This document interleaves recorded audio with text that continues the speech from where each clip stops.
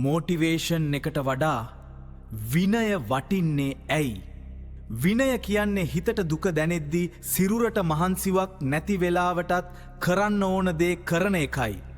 ඔබ වැඩ කරන්නේ ඔබට හිතෙන නිසා නෙවෙයි, ඔබ ඒ වැඩේ කරන්න ඕන නිසා. නැගිටින්න! ඔබට පුළුවන්!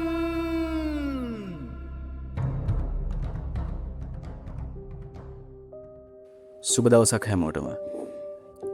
ඔබ අද උදේ අවදි වුණේ කොහොමද? ඔබට පුදුම උනන්දුවක් ලොකු චවයක් දැනුණද? නැත්නම් ඔබට තව ටිකක් නිදාගන්න හිතුණද? අපි හැමෝම රැට නිදාගන්න යන්නේ හෙට ලෝකය දිනනවා කියලා හිතාගෙන. රැට YouTube එකේ මොටිවේෂන් වීඩියෝ බලලා අපේ හිත රත් කරගන්නවා. හැබැයි උදේට එලාම් එක වදිද්දි අර රෑ තිබුණු ගින්දර කොහෙදෝ ගිහින්. ඒක තමයි මොටිවේෂන් එකේ ඇත්ත ස්වභාවය. මොටිවේෂන් කියන්නේ හරියට උණක් වගේ. ඒක එනවා ටික වෙලාවකින් යනවා. ඒක ඔබේ හැඟීම් මත රඳා පවතින දෙයක්. හැබැයි හැඟීම් කියන්නේ කාලගුණය වගේ. ඒක විශ්වාස කරන්න බෑ. ඔබ සාර්ථක වෙන්න බලාගෙන ඉන්නේ ඔබට හොඳයි කියලා හිතන වෙලාවට විතරක් නම් ඔබට කවදාවත් දිනන්න බෑ. අද අපි කතා කරන්නේ දිනෙන මිනිස්සුන්ගේ රහස් ගැන. ඒ තමයි ඩිසිප්ලින් එක. විනය කියන්නේ හිතට දුක දැනෙද්දි, සිරුරට මහන්සිය දැනෙද්දි, කිසිම උනන්දුවක් නැති වෙලාවටත් කරන්න ඕනේ දේ කරන එකයි. අපි හැමෝම කැමති ෆීල් ගුඩ් වෙන්න. මොටිවේෂන් වීඩියෝ එකක් බලලා සින්දුවක් අහලා ලැබෙන ඒ ගැම්ම හරියට සීනි පොඩ්ඩක් කටේ දාගත්තා වගේ. ඒකෙන් ඉක්මනින් ශක්තිය ලැබෙනවා.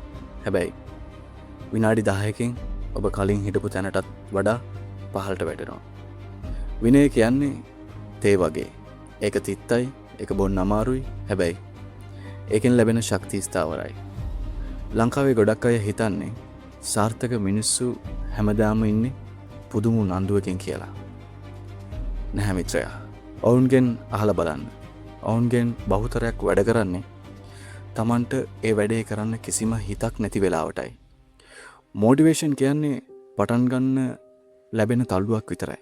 හැබැයි ගමන අවසන් කරන්න නම් ඔබට විනය කියන දේ අවශ්‍යයි.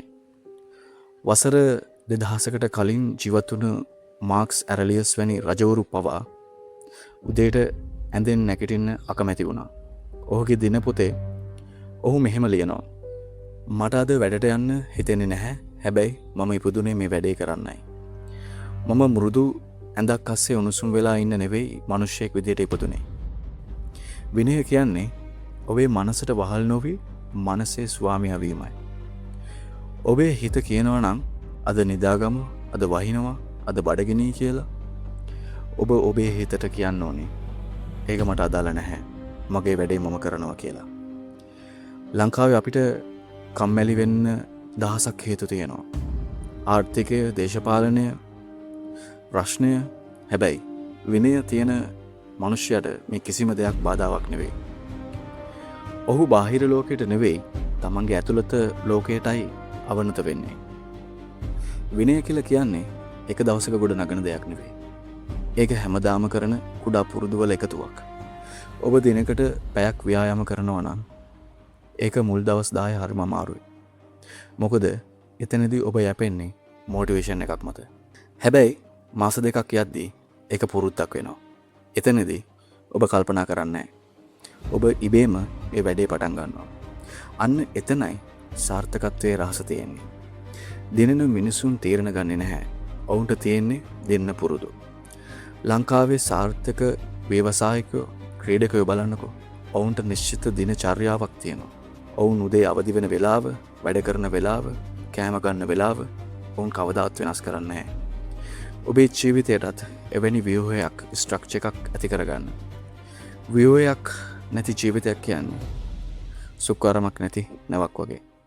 බොහෝ දෙනෙක් වැරදියට හිතන දෙයක් තියෙනවා.